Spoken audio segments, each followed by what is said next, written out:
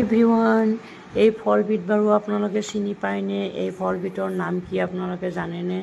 যদি জানে কমেণ্ট বক্সত কমেণ্ট কৰি জনাবচোন। আপোনালোকে এই ফলবিধ বাৰু কি নাম জানে, আপোনালোকে কি নামেৰে জানে? যদি নাজানে মোক কমেণ্ট কৰি সুধিব, মই তেতিয়া নামটো কৈ দিম। যিহেতুকে এইটো মহা ঔষধি গুণ আছে, যিহেতুকে আমাৰ গৰম ছিজনত প্ৰায় মানুহৰ পাতল পায়খানা হয়, কৰ্ণিক ডিচেণ্টৰী হয়, পেট কামোৰণি হয়। সেইটো কাৰণে মহা ঔষধি গুণ। যদি আপোনালোকৰ কোনোবাৰ ঘৰত পেটৰ কামোৰণি আৰু পাতল পায়খানা হোৱা মানুহ আছে, এই ফলবিধ এতিয়া বজাৰত মুঠি মুঠিকৈ বিক্ৰী কৰে। এনেকৈ কিনি আনি আপোনালোকে আমি ভিডিঅ'টোত যেনেকৈ দেখুৱাইছোঁ তেনেকৈ প্ৰস্তুত কৰি 10-12 বছৰলৈকে ৰাখি থ'ব পাৰিব।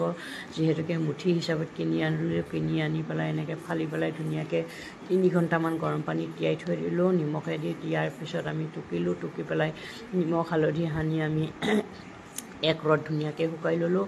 শুকুৱাই লোৱাৰ পিছত ৰ'দৰ পৰা অনাৰ পিছত আমি মছলা এবিধ লাগিব, যেনেকৈ জিৰা গুটি, ধনিয়া গুটি, আজৱাইন গুটি আৰু হ'ল সৰিয়হ, মেথি গুটি, সকলোখিনি মিশ্ৰণ কৰি আমি ধুনীয়াকৈ ভাজিলোঁ। ভাজি লৈ পেষ্ট বনাই ল'লোঁ।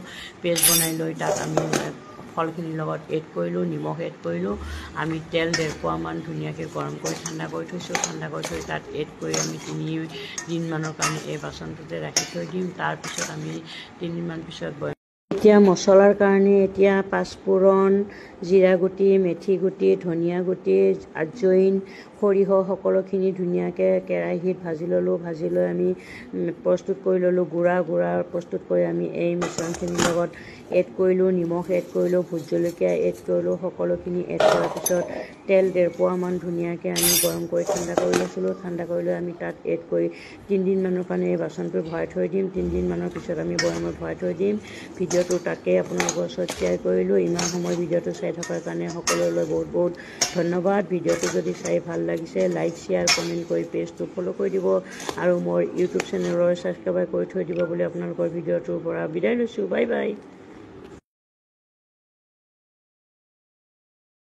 এতিয়া মছলাৰ কাৰণে এতিয়া পাঁচফোৰণ, জিৰা গুটি, মেথি গুটি, ধনিয়া গুটি, আজৱাইন, সৰিয়হ সকলোখিনি ধুনীয়াকৈ কেৰাহীত ভাজি ল'লোঁ। ভাজি লৈ আমি প্ৰস্তুত কৰি ল'লোঁ। গুড়া প্ৰস্তুত কৰি আমি এই মিশ্ৰণখিনিৰ লগত এড কৰিলোঁ। নিমখ এড কৰিলোঁ, ভোট জলকীয়া এড কৰিলোঁ। সকলোখিনি এড কৰাৰ পিছত তেল 1.5 পোৱামান ধুনীয়াকৈ আমি গৰম কৰি ঠাণ্ডা কৰি লৈছিলোঁ। ঠাণ্ডা কৰি লৈ আমি তাত এড কৰি 3 দিনমানৰ কাৰণে এই বাচনটো ভৰাই থৈ দিম। 3 দিনমানৰ পিছত আমি বৈয়ামত ভৰাই থৈ দিম।